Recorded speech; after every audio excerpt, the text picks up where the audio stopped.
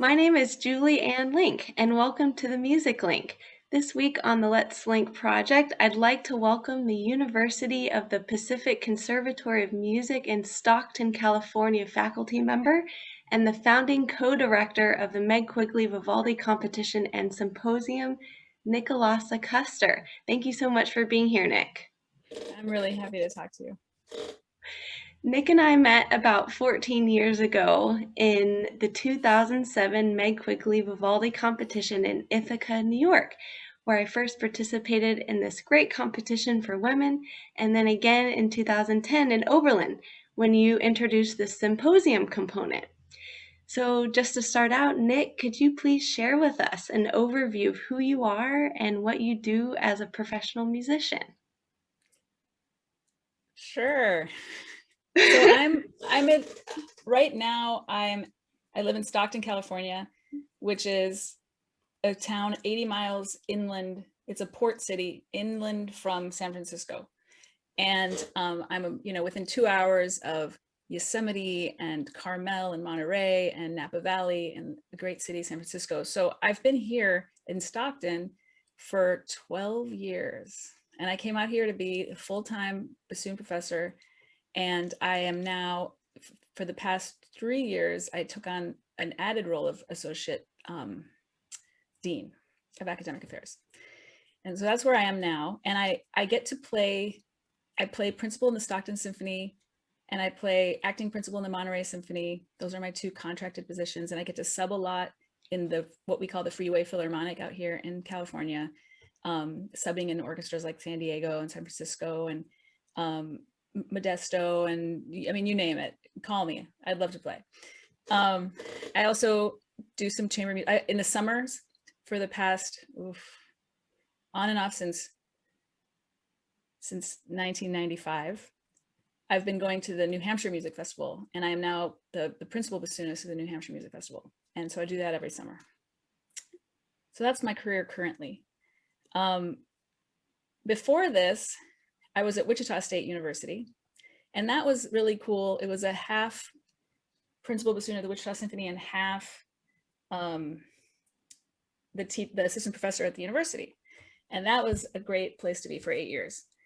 And I had gotten that job after being in the orchestra world. So before that, I was in the Tulsa Philharmonic. I was second bassoon, full-time orchestra at the time. And before that, I was in the Virginia Symphony and the Rhode Island Philharmonic as a freelancer in Boston for a few years, and the Pacific Orchestra of Chicago, and then there was college before that. So that's my trajectory. I grew up in Panama. I'm the daughter of missionaries, and so I lived all over I lived in Peru, Costa Rica, Nicaragua, and Panama. And when I was 17 years old, I went to college in Ohio at Oberlin. Nick, could you tell us about how you got introduced to music and the bassoon? Yeah, I tell this story sometimes that in my family, music is like food and shelter and clothing. It's an essential. So I just didn't know anything else, that music was always around, and I always had to take lessons. I had to start with violin, and I had to take piano, and I resisted all of those things. And I begged and begged to switch to trombone as soon as I hit 7th grade, and my mom let me. And so I was in band. There was really no other options. I mean, we were going to play music. And at church on Sunday, I would go over to the piano or the organ or whatever the environment was, because there were many different church environments. And I would take care of the music for the communion or whatever. So I had basic skills.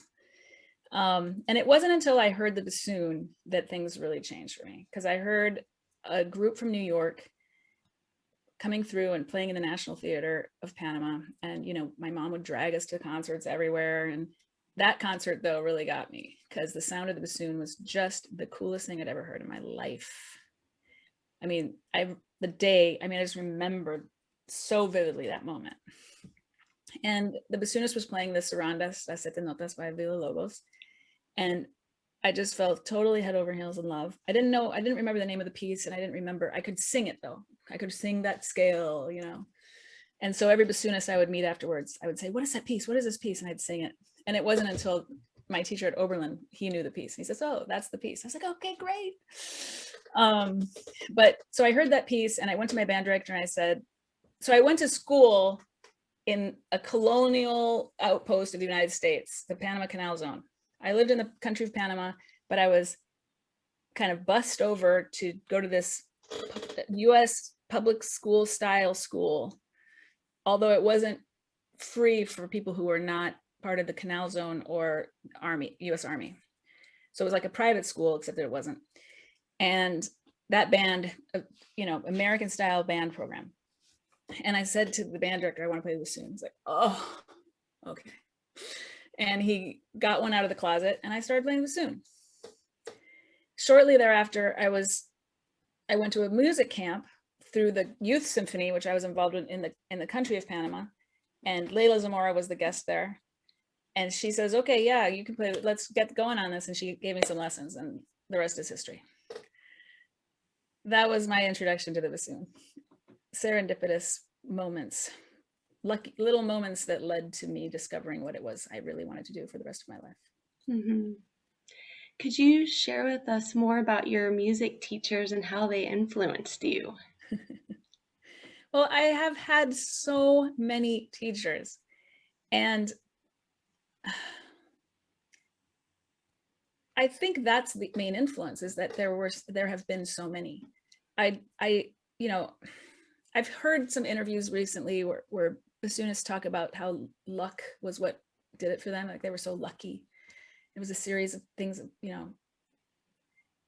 And I've often used the word luck, but I think we have to be more careful about how we use the word luck, because some people have more luck than others just by the privileges that they're born into. So I've been looking at that a lot in my case, because I really was, I mean, I knew when I was in Panama, and I knew that when I was at that music camp with these wonderful musicians that are still my friends to this day, I knew that because I was a white woman with a US citizenship, that I would have access to more opportunities and more different kinds of musical instruction that's in an international scale that they would have. And I think that experience had me realize I better get everything I can out of everybody I meet who plays the bassoon. So I had a lot of teachers. Leila Zamora was a principal of the Costa Rica National Symphony, so she was the next door expert. So she was a teacher. And Catherine Stockwell, she was a student who, she lives in Portugal. She plays and works in Portugal. She was also growing up in Panama, and she was at boarding school at Interlaken, and she would come back at vacations, and she was my teacher. And my parents put me in a camp on the summers. We would visit family in the United States, and the University of Wisconsin, Madison had like a camp high school thing. So I got lessons 2 different summers with Keith Swieger and John Beebe. And I remember learning very specific things from all these, every single one of these people I've mentioned already. And I'm not even, at this point in my story, I'm not even 18 yet. And my mom found this man who could teach me, who had been a former bassoonist. He was a Episcopal priest, and I would go to lessons, $12 a lesson, and play in his church, which made me sound so good because it was this beautiful, boomy space. He wouldn't ever touch the bassoon or tell me what to do. He never demonstrated, but I learned so much about just getting into the joy of the sound by those lessons, and I learned a lot. And then I went to college, and Kristin Wolfe Jensen was my teacher. I auditioned at Oberlin, did not get in. I applied to the college and I did get in. And Kristin was a senior music education major. And so I took lessons from her, and I still remember specific things that I learned. In the summers, I would take lessons from wherever I was in the summer. So I collected teachers that way as well. And then the next year at Oberlin, I did get into the conservatory. I re-auditioned, and George Sagatini became my teacher. And so here, going back to that idea of luck, all these things had to happen for me to have that path that ended me up at Oberlin with one of the best teachers in the country. You know, my parents had to make a decision in the 60s to become missionaries so that their child could get that missionary scholarship to the school like Oberlin. That's the money that I got to go there, was missionary scholarship money. I had to have met the musicians in Panama to know, to learn from them that I was going to grab a hold of every opportunity I could possibly grab a hold of. And after George Sakakini, I studied with Bruce Granger, the Chicago Symphony.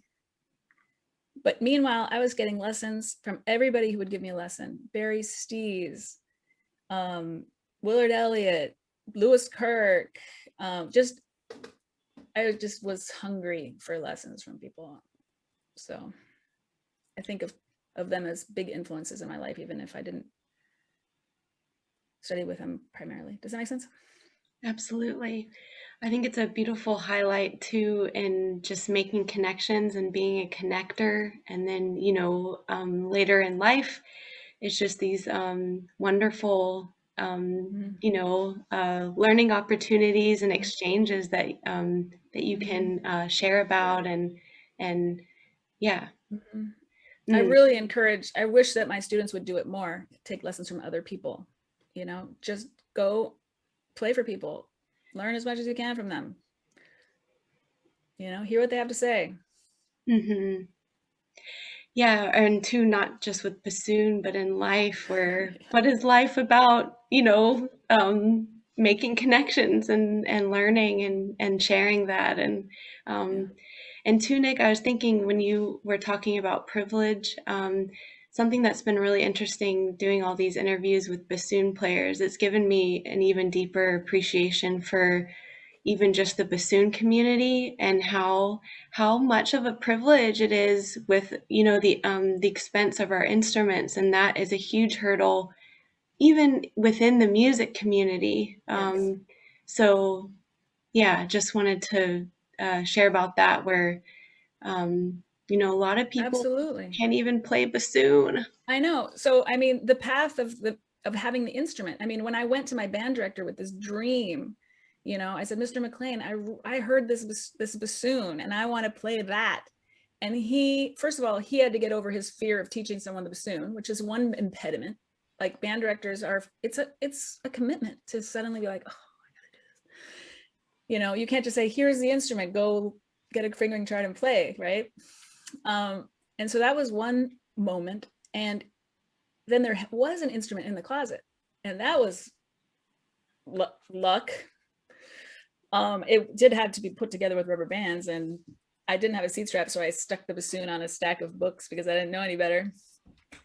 And it was kind of funny, but I had that instrument to play and the resources to fix it. Like, the band, they fixed it up a little. And then when I went to college, I went to a college that had bassoons. I walked in the door at Oberlin, and they're like, here's a bassoon for you to play. And it wasn't just like any old bassoon, right? I mean, at Oberlin, you get to play, I played maybe 2 or 3 different Heckles through my whole time there, right? Before I bought my own. And there's the other piece. I bought my own in college, and I didn't think I could. I didn't think I could ever buy a bassoon. I had this idea that I would I don't know what I thought was going to happen, but I didn't think I could buy a bassoon. I could barely pay for the tuition and my, shampoo and stuff. So I would watch these other students, these Oberlin students, who were from affluent, comfortable backgrounds, more than from backgrounds like mine. And they would be shopping for bassoons. And I would try them and whatever, and just let them go. But there was this one bassoon that came in that was this Heckel 12,000, which I still own. And a fellow student, a friend of mine, was shopping, didn't like it, rejected it. And George Sakakini basically said, no, come here, Nick, you've got to buy this thing. You've got to buy this. I said, how am I going to buy this? So he actually, talked to my parents and talked to the university. And within a week, I had a loan through the university, a $12,000 loan through the university to buy this bassoon. who else is going to get that? That's privilege right there, that I was at a university that offered that kind of support. They've since, they're not doing that program anymore. But I snuck in there and took out a 12% loan at the age of like 21. Who else is going to be able to get a 12% loan at 21 with no job, right? So it took me a long time to pay that off. However, I like my payoff story, because what happened was I got hired to teach at Oberlin as a sabbatical replacement. And I took one of the checks they paid me with, and I walked over to the student accounts office, and I signed the back of the check and gave it to them and said, I'm done with the bassoon. But it took me over 10 years to pay that thing off. And I have that same bassoon.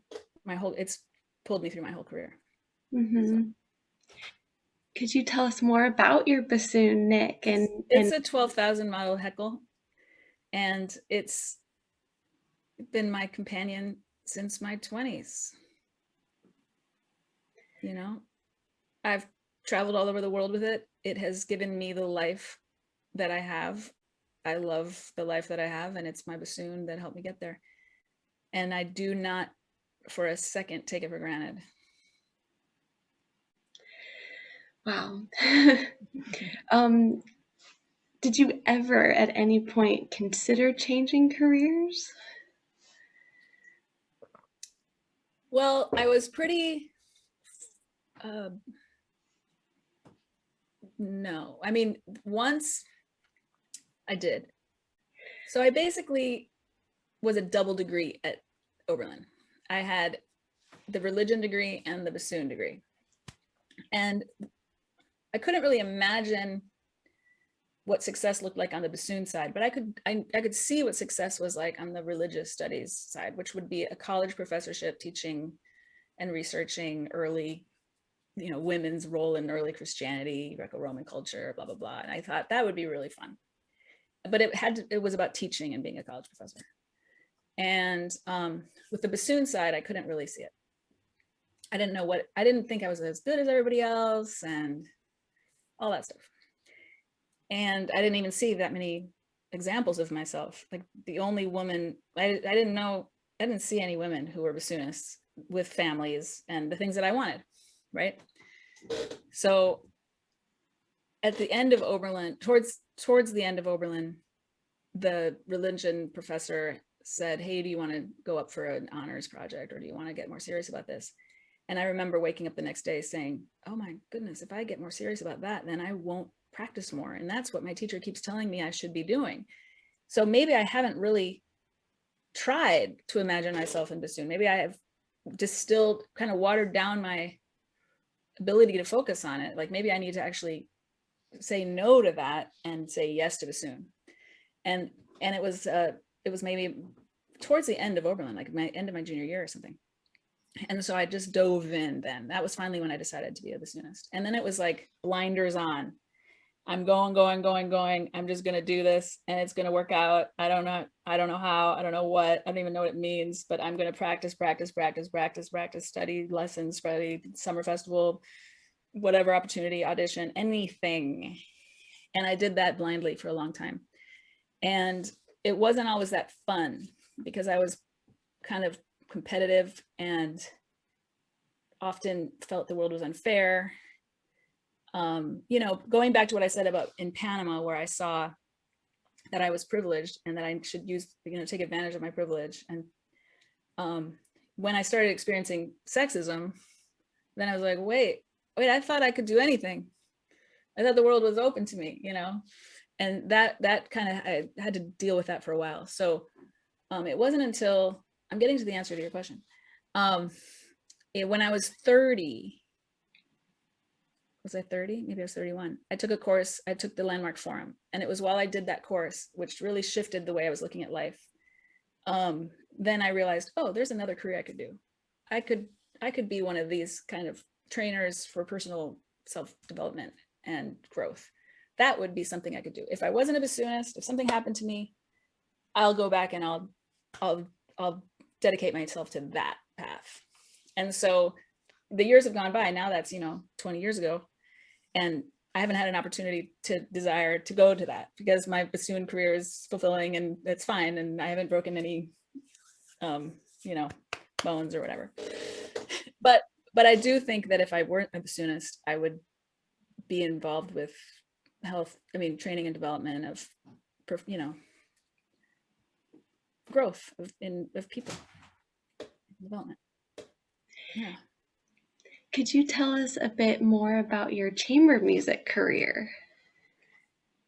I just played a gig, the first gig from after a year of the pandemic, and it was a trio, violin, oboe, and bassoon, and we're playing arrangements and transcriptions of great stuff, and it's so much fun.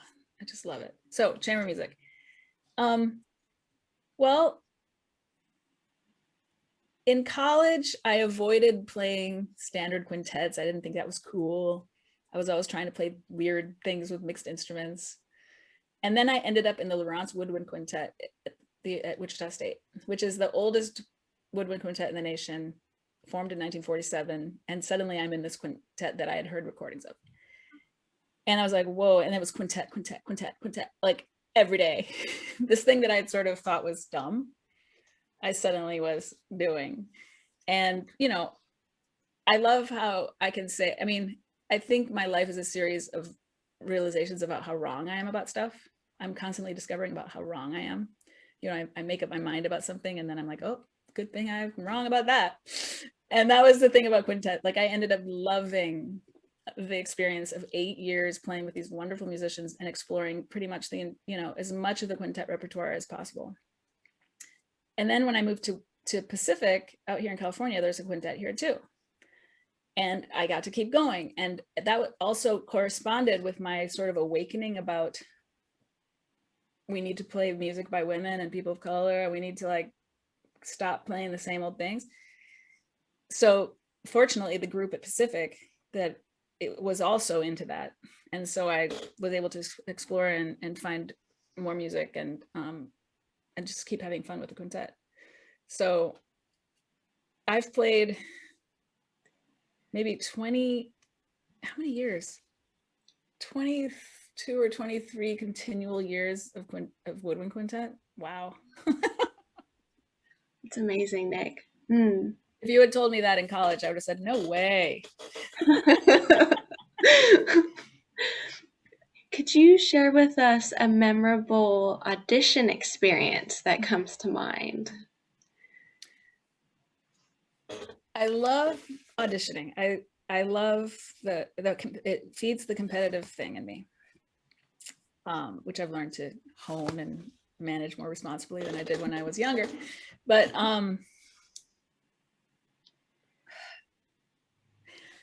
when I won, every audition experience is memorable. Yeah. True. But you know, from the moment of, like, when I auditioned for Civic, I have a couple of stories. When I auditioned for Civic, I hadn't seen Leila Zamora, the Costa Rican bassoonist. I hadn't seen her in years.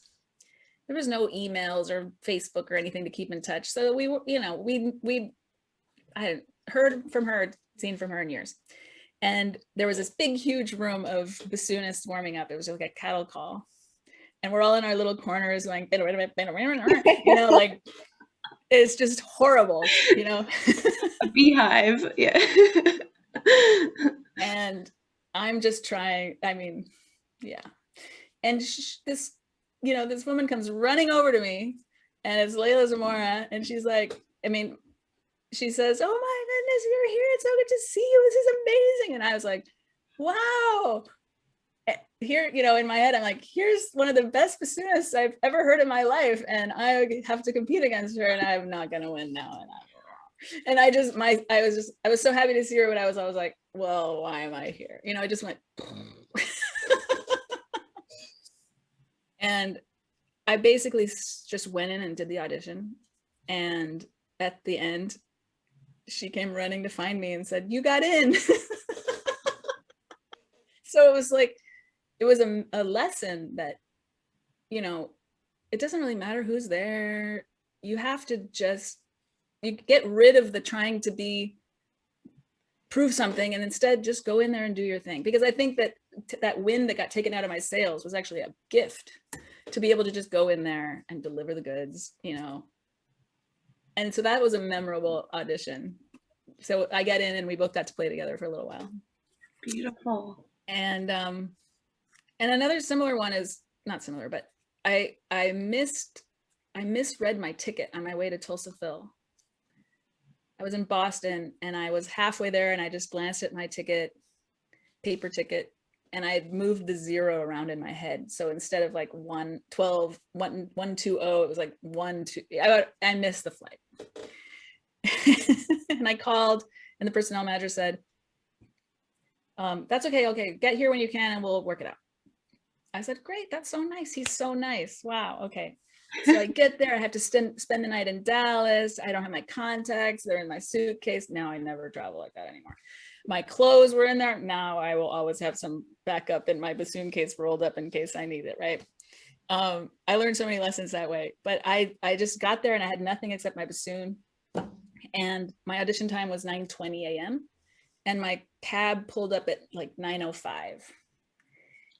And I was, okay, he said that he would work it out. So I walked in and the guy sitting at the front said, oh, hi, welcome. Okay, I'll take you to your room. Your audition time is at 9:20. As if there was I was like, help. And instead of saying, but you said, I just was like, all right. So I warmed up for 15 minutes and then I walked out to the audition thing and then I won that job. And that was a good story. It's amazing. I think it was because I didn't care. I just said, oh, whatever. Okay, let me just go play the stuff. Mm-hmm. You know, I try to remember that when I do things now. It's just like, don't care too much. Just don't care. You know? Or yeah, keep living life. Yeah, just deliver the goods that you've practiced. What's another 20 minutes going to do on top of that other 20 minutes, right? I mean. Mm-hmm. This is a beautiful segue, Nick, into coping with music performance anxiety. If that's something that you experience, do you have any tips on how to work through that? Yes. I love talking about this. First of all, I will avoid using the A word, because I do think that we create our worlds with our language. The way we speak about things is the way our world occurs to us. You know, if you're constantly complaining about something, usually those complaints are going to show up, right? So it doesn't mean you shouldn't complain, but just be mindful about how you speak about the things in your life, right? And I think that word anxiety, it just makes my skin tense just saying the word, because yes, I experience it. I am a professional person with that word. I just, I've dealt with it. So what I say instead is performance sensations, because I do believe that we all will get in sensations, and that those sensations are just being human. It's part of being human. And shaky hands and pounding heart also happens when you're waiting to see someone you haven't seen for a long time get off an airplane, or when you're anticipating being back together with the person that you love, right? There's the range of sensations. It's just a story that we make up about them. So the thing that I have learned to do, and it doesn't come naturally, you have to really practice it, is to name the sensation, to pause, look at it, observe it, experience it, and then make up a different story about it, or make a different decision about it, right? So yes, I do. How it occurs to me is I get some physical sensations like heart racing. My hands would just fall off the bassoon, just like I would be playing and my finger would go somewhere else. Like, what the heck is going on? Like, so physical disorientation of, you know, falling off the bassoon. Stomach aches. But I only recently realized that there's another symptom that I've always had, which is kind of a forgetfulness, a sort of zoning out, a little bit of a zone out. And I never identified that as part of anxiety. I always just thought that was my problem and that I'm just not as smart as everybody else or something, you know. But being scattered is actually a sensation, a symptom of that thing that happens when I'm worried about what's going to happen in the future. Mm-hmm. So I also had a therapist when I was, everything sort of came together around like when I was 30-ish. I had this therapist who asked me if she could do a trance work with me. And I was pretty skeptical. I didn't want to be hypnotized or anything. She said, oh, it's not hypnotism. But we did a session where she had me go somewhere wonderful. And I was, went hiking in my mind. And then she had me, imagine things and sing in my mind a difficult excerpt. And at the time I chose Figaro because I could never quite nail it in public. Like I'd studied, practice, but then when I went to the audition, it would not be the way I planned. So I chose that one. And that really helped because it made me, that session, I think, really influenced the way that I dealt with those sensations, because it gave me a space to go away, realize that my mind was more powerful than I realized. And it really did, that one therapy session changed Figaro for me for the rest of my life. Wow. So any trick, and it's not going to be the same for everybody. It's an exploration, but it shouldn't be the door that closes you out of experiencing being a musician, because every musician manages it. And I remember a guest conductor at the Chicago Symphony Orchestra saying, if you're prepared, this is how it happened. I said, hey, maestro, it was a man. I said, at the Q&A after his presentation, I said, how do you deal with performance anxiety? And he says, oh, if I'm prepared, I am not nervous. If you're prepared, you will not be nervous. And that was the worst message to send to this room full of young people. Being nervous is actually amazingly wonderful human thing. It's anticipation, it's joy, it's so many other things. So and anyway. the fight or flight sensations, it's innate, it's within us to survive. It's to be human. Yeah. And to be human is the most incredible thing. The beauty of the human spirit and the ability that we have. I mean, it's just incredible. So in all of those things that come up and interfere with our desire to share music, it's just a matter of exploring for each individual what's going to work. So Nick, have you ever experienced any music-related injuries? Yeah, that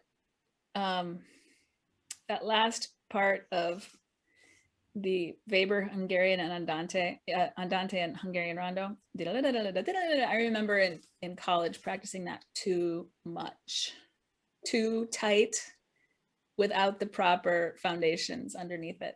I didn't know how to play scales fast, and I was trying to play that. So I did get tendonitis from that. If that wasn't the reason, but I do remember that was when it started to hurt the worst. Mm-hmm. And it was like, what the heck is gonna happen to me now? Mm-hmm. And I'm glad that I had that happen to me, because it made me think then and there about how to make sure it doesn't get worse. Mm-hmm. So I studied for a semester in London with William Waterhouse. And speaking of like yet another teacher, and his wife was a big Alexander technique person in London. And so I benefited from that greatly. I would get these Alexander lessons, and that created a foundation, I think, for the rest of my career. And everything was fine. I was I was going through my life just fine without any injuries, feeling like, well, I have good, doesn't happen to me. And then right before the pandemic, I had an injury where I fell while skiing with my daughter. And what happened was, it wasn't just the fall from the skiing. There was stuff going on in my neck and my shoulders. Well, like it was going to happen. I was experiencing pain when I was playing in orchestra, and I was ignoring it. I was saying, oh, I'm just tired, But I worked with a physical therapist who was like, ooh, you've created some bad stuff from just doing this all the time. And so fortunately, there was this pandemic. But it was a coincidence that suddenly I would have time to deal with that. So my playing disappeared 100%, and I could go to this physical therapist who was an essential worker, so I could go there and start to learn how to take care of my neck and my shoulders and my back. So now I'm back to playing, and I'm really grateful that I had that break. I mean, emotionally, I wasn't grateful because I missed playing so much, but I'm just trying to, that was a silver lining. I was going to mention last week, in our live Zoom chat with Kristin, Wolfe Jensen, she talked about body mapping. And then I'm just thinking of different things people, could just explore to just make sure to take care and try to catch things, just before to not experience pain and, and just have a long time of enjoying their playing. I mean, I think it's important to also, I went running this morning, and I'm getting back into running. I have run in the past, and so I kind of know how to get back into shape a little bit. But if I didn't, I could easily injure myself. If you just it hurts when you're starting something. If you're practicing a lot, it can hurt. Your muscles can hurt. And if you don't listen, if you don't know enough to say, okay, now it's time for a break, or, oh, I'm not going to run this much, I'm going to take these days off, and, oh, I'm going to do these other exercises too. Like, you kind of have to just be smart about what you're doing, because it will hurt, right? Like, you've played where your face feels like it's going to fall off, right? Like, it's not a walk in the park to play this bassoon. But that awareness of how to take care of yourself while you're doing this intense thing. Yeah. And I haven't had a chance to really talk with Kristin about what she's studying. And I'm really excited for her. Really excited for her. And for our whole community. Because we're going to learn. Yeah. Could you share with us about your reed making style and techniques?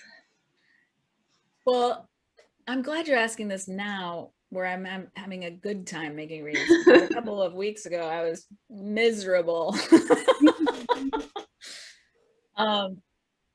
Well, I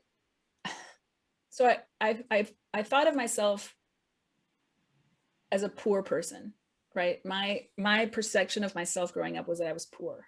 I now see that very differently. Like, I was not poor, but I felt that I was, as a missionary kid, and economically. And so I feel like my reed making style was influenced by just not wanting to spend a ton of money. And making sure that the things that I did buy, the cane that I did buy, I could make work, right? And the tools didn't have to be all those fancy tools, because I just I couldn't afford it. That's my story that I had for a long time. But it influenced the way I make reeds. So I stuck to what George Sacchini told me. He said, here's the Van Hosen shape. Here's how you make reeds.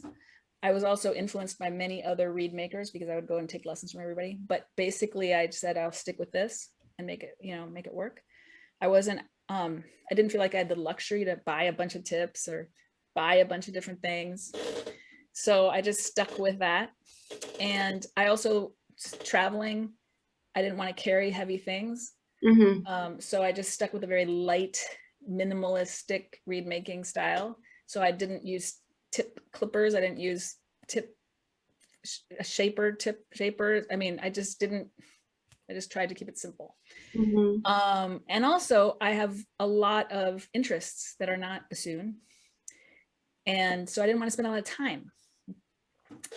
I was not one of those reed makers that just sit there and make reeds hours and hours and hours and hours. So my reed making became sort of part of my practicing, and, you know, a certain part of my technical work, you know, is I'm playing my scales and I'm taking my reeds from first scrape to second scrape to third scrape. And by the time it gets to third scrape, I need it to be a reed, you know? So a lot of the things that informed my reed making came from those stories that I carried with me about wanting to have time to do other things, being broke, and being flexible. Mm-hmm. So now I'm not broke. Now I'm using a tip profiler, and now I'm buying my GSP because I can buy it. So, but it's still the same reed making that I've been doing the entire time. I'm having a really good time right now because in the pandemic, you know, my students are out there on their own. We've been 100% remote here at Pacific, no face-to-face contact whatsoever. And so I decided I would make reads that I really like to send them for the second half of this semester. I mean, they've been learning on their own and getting better and better and self-sufficient, I think. I mean, what we see through the video, I mean, but they're not getting that example, that you know, you're an apprentice to your teacher when you do reed making. You're doing what they tell you, and then when you go study with someone else, then you learn some other things. But you better apprentice and do what your teacher tells you when you're with them, because that you're going to learn faster that way. You just do what they tell you and then change later. So I started making a bunch of reads, and I wasn't going to send bad ones. I was just going to send the ones that I myself would also play. So the project started out, and I was kind of bummed because I was like, oh, I'm not getting enough good ones out of this. But then things started to click. It's like when you make, you know, a potter, a ceramicist, right? They have to be making stuff for their pots to come out nice. You can't just not make pots and then go to the studio and say, I'm going to make a beautiful pot. It's not going to come out nice. You have to be in the flow of it. Mm-hmm. So same with reeds, you know. I sat down to this project as I'm going to make 25 really good reeds, and I was like, this isn't working. But as soon as I got into the flow of it, then the reeds started to. So now I feel better. But a couple of weeks ago, I did not feel good because I was out of shape. I wasn't making that many, right? Mm-hmm. Nick, could you name a few skills that you've learned through music that apply to everyday life? Of the many? Focus, perseverance, passion,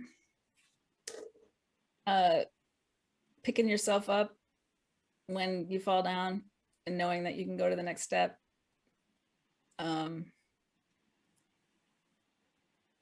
I'm so grateful that I'm a musician. The skills that I have learned as a musician, I do use them in every other area of my life, and I try to help other people. I try to empower other people to learn those things too. Resilience, confidence, all those things. I'm just grateful to be a musician. I can't answer it so succinctly. I don't think I have a really simple answer for you. That's wonderful. And then you've already shared so much beautiful advice. Is there a summary or any final thoughts you could share for musicians just starting out their music careers? I think it's being aware of the opportunities that are there and inventing things if you think they're not there. When I started Meg Quigley Vivaldi competition, it was really out of a sense of what was missing in my life. Like, I had this job that I didn't think was enough. I was at a moment in my career where I really wanted to be this famous big bassoon player person, right? In a big orchestra. And I was, 30 something, and that wasn't what was happening. I was taking auditions and getting really close, but it wasn't happening. And so I was like, well, what's missing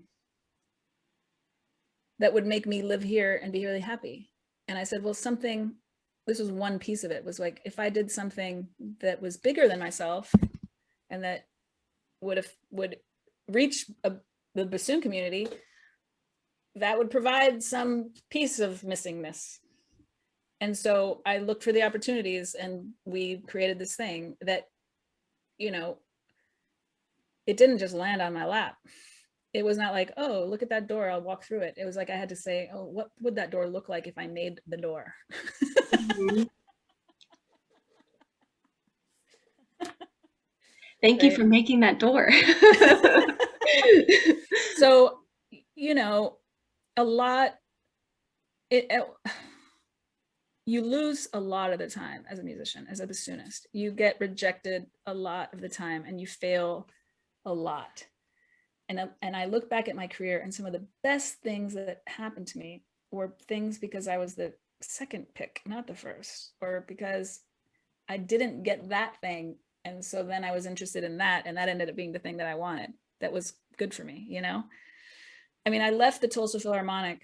I had this full-time job that I just adored. I loved my colleagues in the Tulsa Phil, and I was, 20, 24, 25, like making a full-time living, paying my rent on this cute little place. Like I had a life.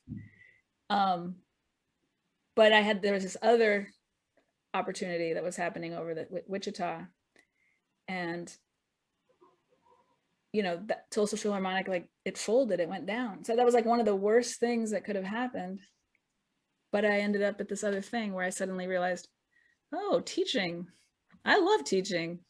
Oh, the university setting, you get to play in this hall whenever you want, and there's pianists that'll play with you and colleagues that'll make chamber music with you. And like, what? And then, so being open to the idea that the future doesn't necessarily look like you think it's going to look, that it's probably going to look better than you can imagine. Mm-hmm. And that you've got to create openings and walk through them. Beautiful, Nick. Mm. And collect people, collect your friends, be open. Yeah, just be open to knowing how people will influence you. I mean, look at you. We met, how old were you when we met? 18, 19, 20? I think it was 19, 20, yeah. And now, you're this leader in our field, creating these opportunities for people, giving people a platform to share their experiences, tying together the community. You've had a career that's pretty cool, won awards and competitions and auditions, and you're in my orbit. I'm like, that's cool. Notice or look around and realize how fortunate these moments are when you meet people, and what they might lead to. Thank you, Nick. Is there anyone that you would be interested to see interviewed next for this project? You're doing an amazing job selecting people. I'm super impressed by you. I don't know if you've been noticing, are you in that Femme Power? Yes. There's like a daily post about a woman who's changed yes the trajectory. Anyone from that list, of course. Whoever you're missing, who's still alive with us. Mm-hmm. Yeah, I mean, have you done Stephanie Patterson yet? No, I would love to reach out to Stephanie. I've never gotten to meet Stephanie. How about Anne Shoemaker? And I haven't done Anne. I would love to chat with Anne. The Meg Quigley team. Okay. On it. I'll make it happen. Well, thank you so much for your time, Nick. It's just Thanks for your support. Wonderful to get a glimpse into your life and career as a professional musician and a human. So thank you so much. Just thank you for your time, Nick. Thank you for including me in this project. For everyone tuning in, keep an eye out for 2 events held every week on the Music Link. Every Thursday at 7 p.m. Central Standard Time, a new YouTube interview video launches, and every Sunday Central Standard Time is a live Zoom group discussion session that you can register for on the Music Link website. Check out Nick's live group hosting session coming up this Sunday. Also, have a look at the Meg Quigley Vivaldi Competition and Symposium website, mqvc.org,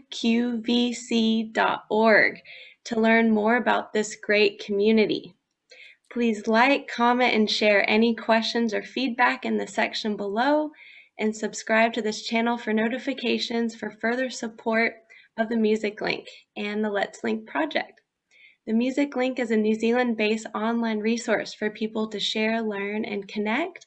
Thank you for watching, and I'll see y'all in the next video.